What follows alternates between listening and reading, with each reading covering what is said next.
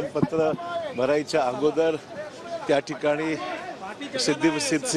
सिद्धिविनायकाचा आशीर्वाद घ्यावा आणि इथून आशीर्वाद घेऊनच नामांकन दाखल करावं या हेतूने मी या ठिकाणी आलो. सर, संजय राऊतांनी आरोप केले मागच्या वेळी तुम्ही आणि तुमच्या गटात तुमच्या समर्थक आमदारांनी चंद्रकांत हंडोरेंच्या विरोधामध्ये क्रॉस वोटिंग केलं.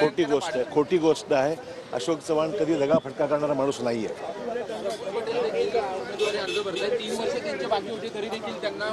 त्यांच्या पक्ष क्या बात है, आपका नाम लिया और